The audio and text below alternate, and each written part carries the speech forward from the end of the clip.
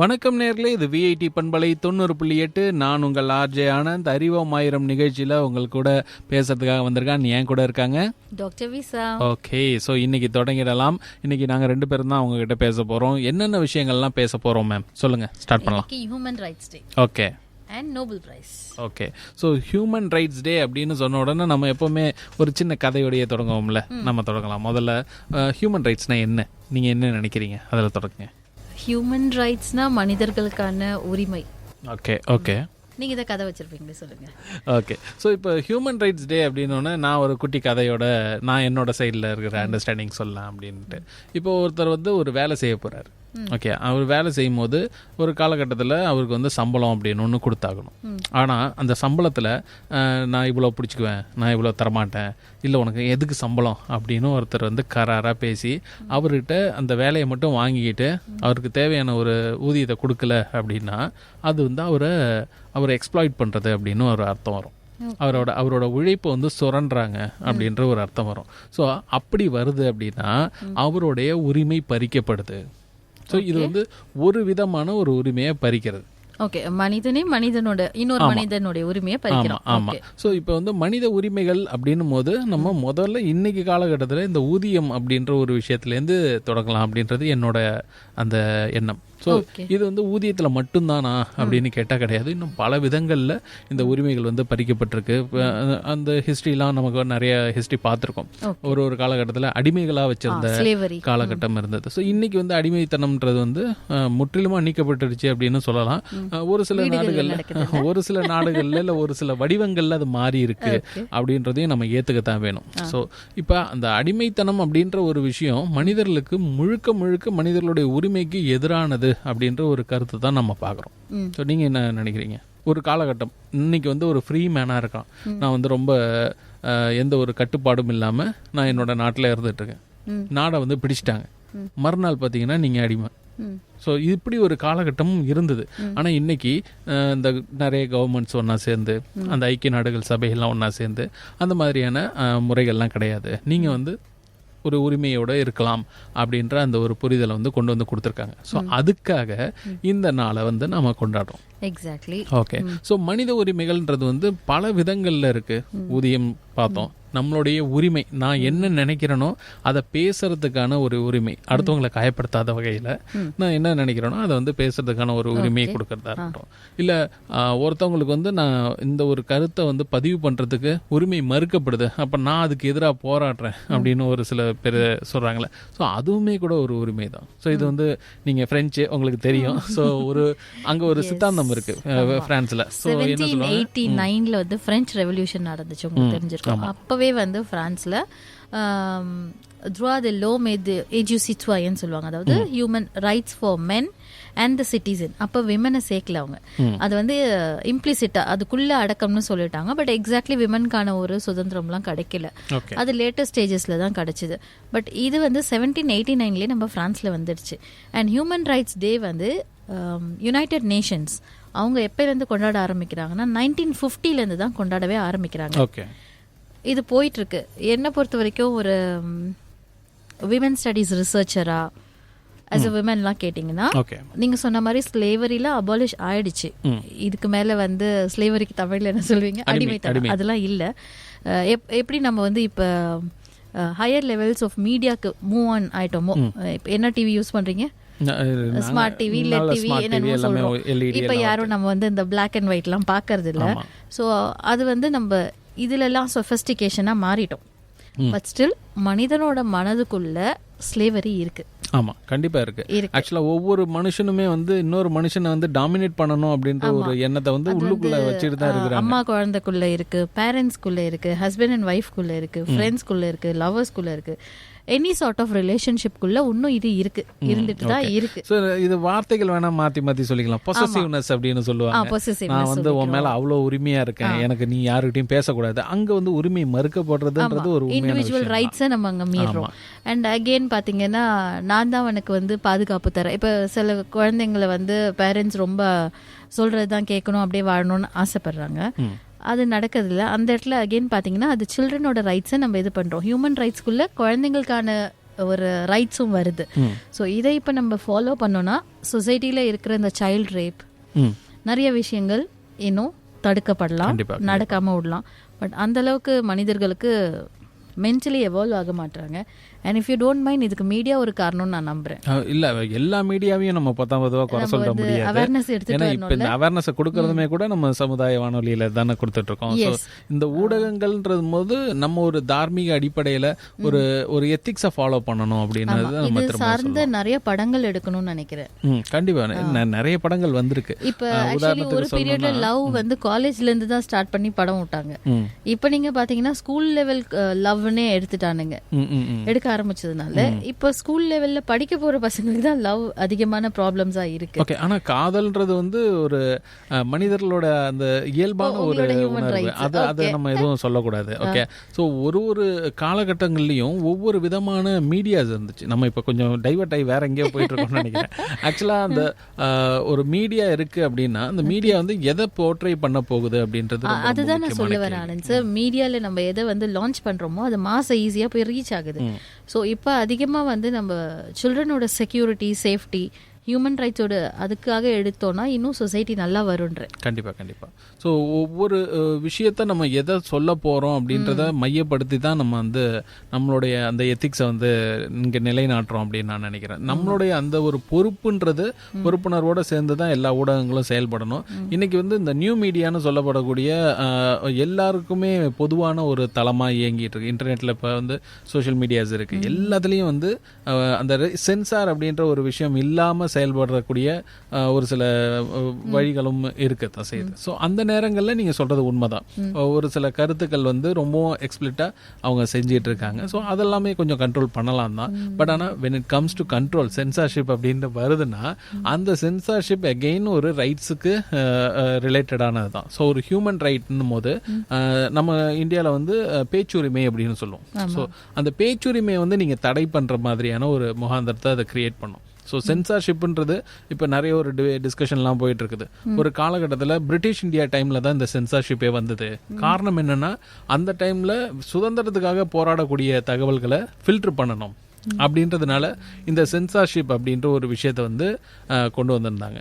ஆனால் இன்னமும் கூட அந்த சென்சார்ஷிப்பை பேஸ் பண்ணியே தான் நம்ம வந்து எடுத்து போயிட்டுருக்கோம். ஸோ அதோட லெவல்ஸை வந்து டிஃபர் பண்ணியிருக்கோம். ஸோ இன்னமும் அதை டிஃபர் பண்ணணும், இன்னும் கொஞ்சம் அதை ரிலாக்ஸ் பண்ணணும் அப்படின்ற மாதிரியான நிறைய விவாதங்கள்லாம் போயிட்டு தான் இருக்கு.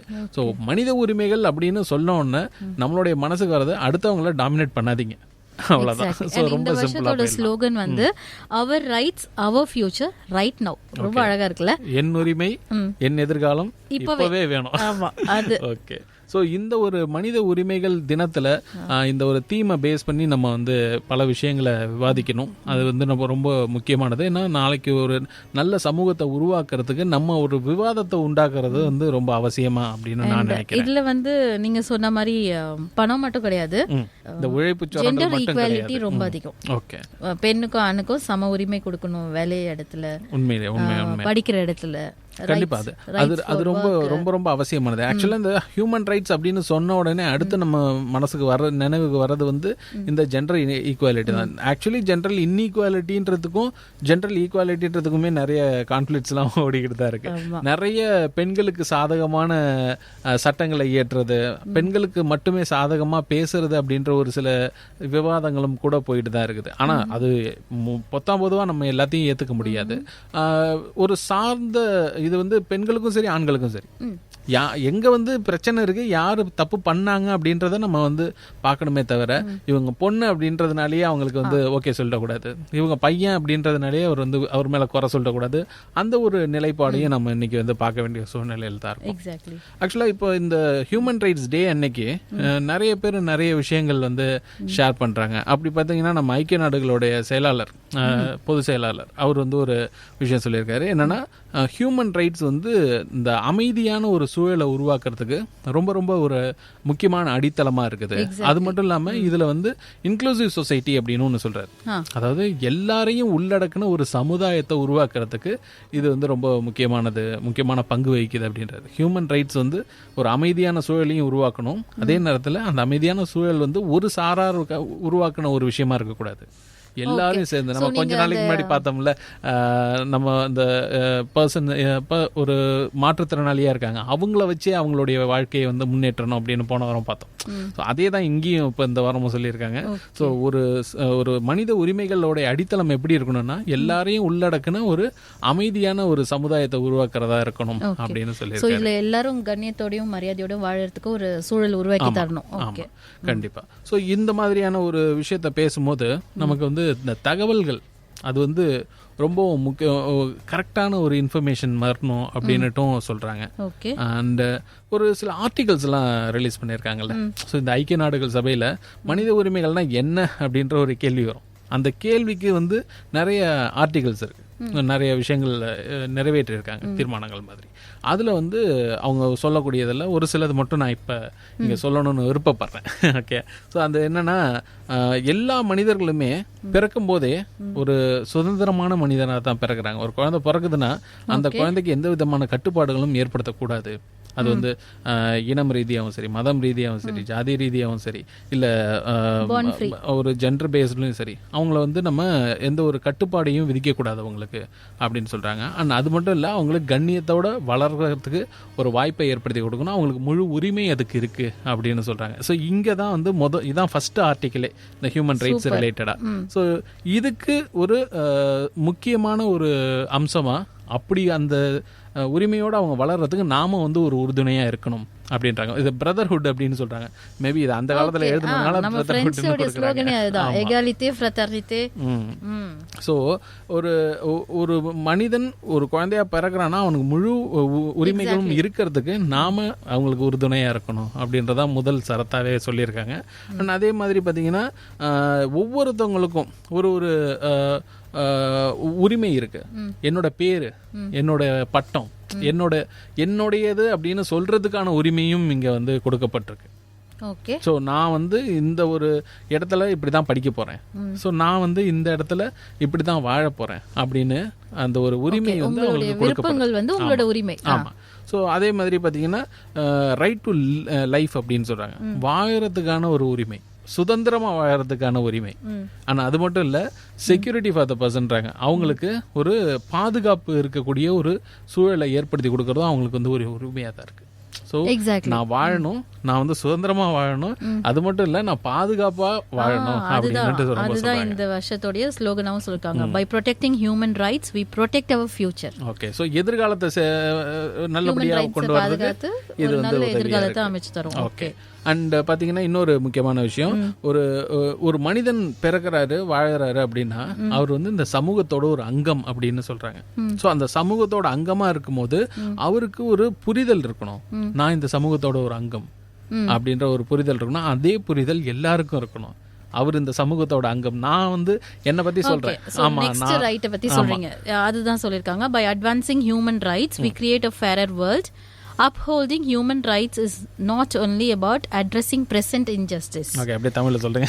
சொல்லிடுறேன். It's about reshaping unjust societies and empowering marginalized groups. அதாவது நம்ம ஒதுக்கப்பட்ட சமுதாயங்களையும் சேர்த்து அவங்களுக்கான சம உரிமைகளையும் கொடுத்து முன்னோக்கி செல்லணும். ஆமா, அதுதான் இன்க்ளூசிவ் சொசைட்டி அப்படின்னு சொன்னதுதான் திரும்பவும் சொல்லியிருக்காங்க.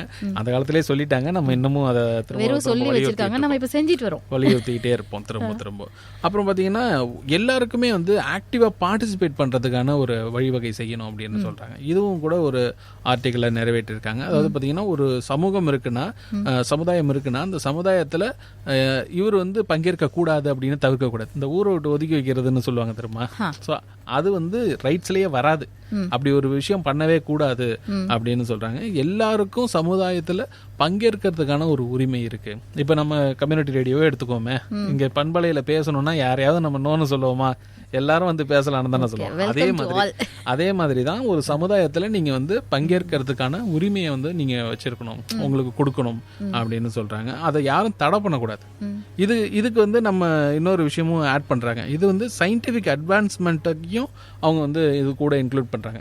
நம்முடைய வாழ்க்கைக்கு வாழ்வாதாரத்தை அடுத்த கட்டத்துக்கு கொண்டு போறதுக்கு அறிவியல் பூர்வமான என்னென்ன வேலைகள்லாம் செய்ய முடியுமோ எல்லா வேலையும் செய்யணும், அதுக்கு அவங்களுக்கு வாய்ப்பு கொடுக்கும் அப்படி சொல்றாங்க. ஸோ இது வந்து இன்னொரு ஆர்டிகல். அண்ட் இன்னொரு ஆர்டிகல் வந்து இதுதான் ரொம்ப ரொம்ப பிடிச்சமான ஒரு ஆர்டிகலாக இருந்துச்சு எனக்கு, அதனால தான் இதை சொல்லணும்னு ஆசைப்பட்டேன். அதாவது எல்லாருக்குமே ஓய்வு எடுக்கிறதுக்கும் இல்ல நான் வேலை செய்ய மாட்டேன்னு சொல்றதுக்குமான ஒரு உரிமையை வந்து கொடுக்கணும் அப்படின்னு சொல்றாங்க. அதாவது வேலை செய்யணும், சில சமயம் வந்து ஒரு வாரத்துக்கு இத்தனை மணி நேரம் வேலை செய்யணும், 72 மணி நேரம் வேலை செய்யணும், 60 மணி நேரம் வேலை செய்யணும் அப்படின்னு சொல்றாங்கல்ல.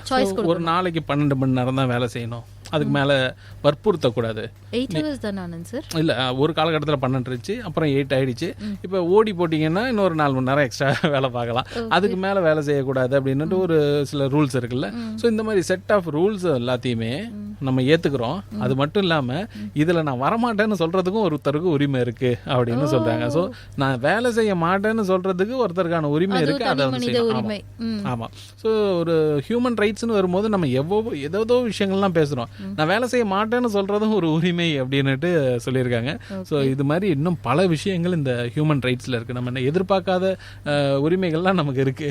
ஸோ அதனால நம்ம இந்த ஹியூமன் ரைட்ஸ் டேல நம்மளுடைய உரிமை என்ன அப்படின்றத கொஞ்சம் புரிஞ்சுக்கிட்டு அது தொடர்பான பல விஷயங்களை மற்றவங்களுக்கு எடுத்து சொல்லலாம். ஏன்னா இப்போ இது நாள் வரைக்கும் நான் வேலை செய்ய மாட்டேன்னு சொல்றதே என்னோட உரிமைன்றது பல பேருக்கு தெரியாம இருந்திருக்கும். ஸோ அது அந்த விஷயத்தையும் நம்ம வெளியில கொண்டு போய் சொல்லுவோம் அப்படின்னு ஒரு ஆசை தான். ஸோ அதுக்காக தான் இன்னைக்கு அறிவுமயிரம் நிகழ்ச்சியில ஷேர் பண்ணிக்கிட்டேன். அண்ட் இப்போ அதுக்கு அடுத்து நம்ம அடுத்த ஒரு கட்டத்துக்கு போமா. இன்னைக்கு இன்னொரு நாளும் கூட நம்ம நோபல் பிரைஸ் வாங்கணும். அத பத்தி யோசிப்போம். இன்னைக்கு வந்து நோபல் பிரைஸ் டே அப்படின்னு சொல்லியிருக்காங்க. ஸோ நோபல் பிரைஸ் டே அப்படின்றது பாத்தீங்கன்னா எங்கேருந்து தொடங்குச்சு அப்படின்னா டிசம்பர் 10ஆம் தேதி ஒவ்வொரு வருஷமும் வந்து நம்ம நோபல் பிரைஸ் வந்து டிக்ளேர் பண்ண ஒரு நாளை கொண்டாடுறோம். ஸோ இப்படி கொண்டாடக்கூடிய இந்த நாள் எதுக்காக வந்தது அப்படின்னா ஆல்ஃபிரட் நோபல் அப்படின்னு ஒருத்தர், அவர் வந்து 1895 நவம்பர் 27ஆம் தேதி பாரிஸ்ல ஒரு உயில் எழுதி வைக்கிறார். அது வந்து ஸ்வீடன் நாட்டுக்கும் நார்வேனியன் நாட்டுக்கும் நடுவில் இருக்கிற ஒரு கிளப் மாதிரி ரெடி பண்ணி அதுல வந்து ஒரு கையெழுத்து போடுறாரு. அந்த கையெழுத்து என்னன்னா ஒவ்வொரு ஃபீல்டுலையும் இருக்கவங்களுக்கு ஒரு பரிசு கொடுக்கும், ஒரு துறையிலையும். ஆமா. சோ இதுதான் வந்து அவரோட எண்ணமா இருந்தது. சோ அப்படி உருவாக்கப்பட்டது தான் இந்த நோபல் பிரைஸ். 1901ஆவது வருஷம் முதல்ல இந்த நோபல் பிரைஸ் கொடுக்கப்பட்டுச்சு. ஒரு 5 வருஷத்துக்கும் ஒரு தடவை இந்த நோபல் பிரைஸ் கொடுப்பாங்க. ஓகே, வாங்கிடலாமா அடுத்த வருஷம்? வாங்குறோம். சரி, ஓகே. ஸோ இது மாதிரியான இந்த நோபல் பிரைஸ் இருக்குல்ல, ஸோ இந்த நோபல் பிரைஸ் வந்து யாருக்கெல்லாம் கொடுக்குறாங்க? அதான் சொன்னீங்களே ஒரு ஃபீல்டுல எந்தெந்த ஃபீல்டுன்னு தெரியுங்களா? ஹியூமனிட்டிக்கு ஏதாவது முக்கியமான சேவை செஞ்சவங்களுக்கு தான் அதை தராங்க. ஆமா. ஆனா எந்தெந்த ஃபீல்டு செய்றவங்க, எந்தெந்த ஃபீல்டு? எல்லா ஃபீல்டுக்குமே அப்ளை, எல்லா ஃபீல்டுக்குமே இல்ல. அது வந்து ஒரு குறிப்பிட்ட ஃபீல்டுக்குலாம் தான் கொடுக்குறாங்க. லிட்ரேச்சருக்கு தராங்க. ஆமா. வேற அப்புறம் வந்து இந்த சோஷியல் சர்வீசஸ் அதுக்கு தருவாங்க. வேற அதாவது ஃபர்ஸ்ட் வந்து அவங்க கொடுக்கறது வந்து பௌதிகம்னு சொல்லப்படக்கூடிய பிசிக்ஸ் ஃபீல்ட்ல இருக்கவங்களுக்கு, சயின்ஸ்ல பிசிக்ஸ்ல எக்ஸ்க்ளூசிவா அவங்களுக்கு வந்து கொடுக்குறாங்க. அதுக்கு அடுத்து பாத்தீங்கன்னா கெமிஸ்ட்ரி, வேதியியல்னு சொல்லுவோம். ஸோ கெமிஸ்ட்ரியில நல்ல ஒரு நோபல் லாரட்டா இருக்காங்க. ஸோ நோபல் லாரட்டா மாறுறாங்க அவங்க.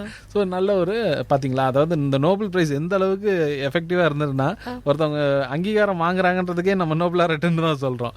ஸோ அந்த மாதிரி அதுல நிறைய அச்சீவ்மெண்ட்ஸ் பண்ணவங்களுக்கு கொடுக்குறாங்க. அப்புறம் பாத்தீங்கன்னா மெடிசன். ஸோ ஒவ்வொரு மனுஷனுக்குமே இந்த மெடிசன்ன்றது இல்லைன்னா கஷ்டம். ஸோ டாக்டர் மெடிசன் இந்த மாதிரி கொடுத்துடலாம். ஸோ இந்த மெடிசன் ரிலேட்டடான ஃபீல்டில் இருக்கிறவங்களுக்கு ஒரு நோபல் பிரைஸ் கொடுக்குறாங்க. அது இல்லாமல் நீங்கள் சொன்ன மாதிரி லிட்ரேச்சர், ஸோ இலக்கியம் சார்ந்த, ஏன்னா இலக்கியம் இல்லைன்னா மனுஷங்களுக்கு கொஞ்சம் கஷ்டமாயிடும்ல. ஒரு நாளைக்கு ஒரு கவிதையாவது படிக்கிறோம், ஒரு கதையாவது படிக்கிறோம், அப்போ தானே மனசுக்கு சந்தோஷமா இருக்கு. ஸோ லிட்ரேச்சர் ஃபீல்டில் இருக்கிறவங்களுக்கு நோபல் பிரைஸ் கொடுக்குறாங்க. இதை தாண்டி பீஸ், அமைதிக்கான ஒரு நோபல் பரிசு. ஸோ இந்த அமைதிக்கான நோபல் பரிசு தான் எனக்கு ரொம்ப ரொம்ப பிடிச்சது. காரணம் என்னன்னா இந்த நோபல் பரிசோட முக்கிய சாராம்சமே வந்து மனிதர்களுடைய வளர்ச்சிக்கு, மனிதர்களுடைய வாழ்வியலுக்கு தேவையான ஒரு சில விஷயங்களை செய்கிறாங்கல்ல, கண்டுபிடிப்புகளை செய்கிறாங்களா, அவங்களுக்கு வழங்குறது தான் இதோட அர்த்தமே. அதில் ரொம்ப ரொம்ப முக்கியமானது, நிறைய போர் இருக்குது, நிறைய பிரச்சனைகள் இருக்குது இந்த உலகத்தில். ஆனால் அமைதிக்காக போராடுறாங்க பார்த்தீங்களா, அவங்களுக்கு வந்து இந்த விருது கொடுக்கறது எனக்கு ரொம்ப பிடிச்சது. உங்களுக்கு இது இந்த 5ல் எது பிடிச்சிருக்கு? எனக்கு ஒன்று எங்கள் வீட்டுக்காருக்கு ஒன்று கொடுத்தா போதும், எது பிடிச்சா. ஓகே, லிட்ரேச்சரில் 1, மெடிசனில் 1. ஓகே, அதை நோக்கி பயணப்படலாம். சரி, நான் உங்களை ஒன்று கேட்குறேன். ஒரு ஃபேமிலி ஃபுல்லாக நோபல் பிரைஸ் வாங்கியிருக்காங்க, யாருக்கு தெரியுமா? இல்லைங்க, தெரியல, சொல்லுங்க. எனக்கு ரொம்ப வேண்டப்பட்டவங்க. யாரு? Madam Curie. Okay, so madam Curie அவங்க ரிலேஷன்ஸ் எல்லாரும், ரிலேஷன் இல்லை, அவங்க வீட்டுக்காரு, பொண்ணு, மருமக. Okay, so 4 Nobel prize. Okay, ஆக்சுவலா மேடம் கியூரி 4 நோபல் பிரைஸ் இல்ல, அந்த ஃபேமிலில 4 பேருக்கு நோபல் பிரைஸ். மேடம் கியூரியே ஒரு 3 வாங்கியிருக்காங்க. அது கேள்விப்பட்டேன், 2-3 வச்சிருக்காங்கன்னு தான் கேள்விப்பட்டேன். மொத்த வாழ்க்கையுமே அவங்க அர்ப்பணிச்சிருக்கிறாங்க போல. இப்போ இந்த கெமிஸ்ட்ரி சரி இப்பெல்லாம் பேசக்கூடாது. எவ்ரி விமன் ஹவுஸ் ஹோல்டு வந்து முழு வாழ்க்கையை அர்ப்பணிக்கிறோம். சரி, உண்மைதான். ஆனா அந்த காலகட்டத்தில் அவங்களுக்கு படிக்கிறதுக்கான வாய்ப்புகளே ஏற்படுத்த முடியாத ஒரு சூழ்நிலை இருக்கு.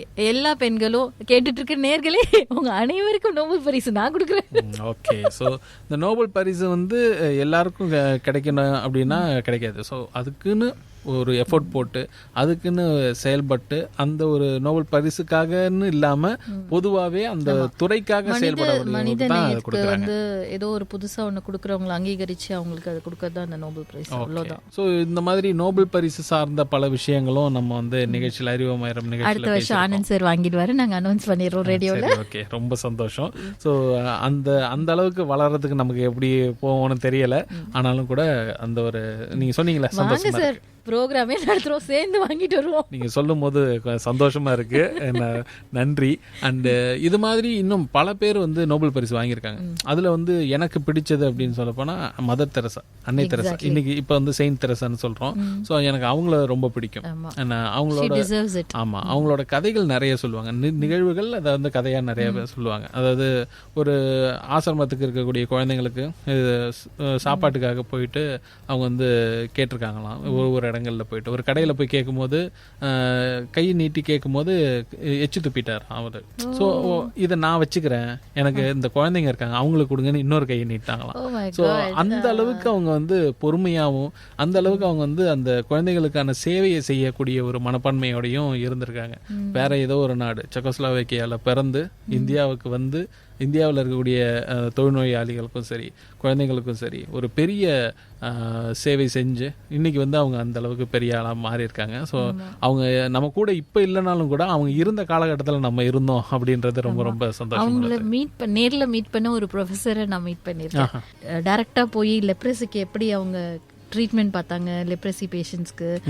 அப்புறம் குழந்தைங்கள குப்பை தொட்டிலெல்லாம் போட்டு போயிடுவாங்கல்ல, அந்த குழந்தைங்களெல்லாம் அவங்க எடுத்துட்டு வந்து அவங்களே கிளீன் பண்ணி, அதாவது இன்னொருத்தவங்களை வேலை வாங்க மாட்டாங்களாம், அவங்களே இறங்கி எல்லாமே செய்வாங்களாம்.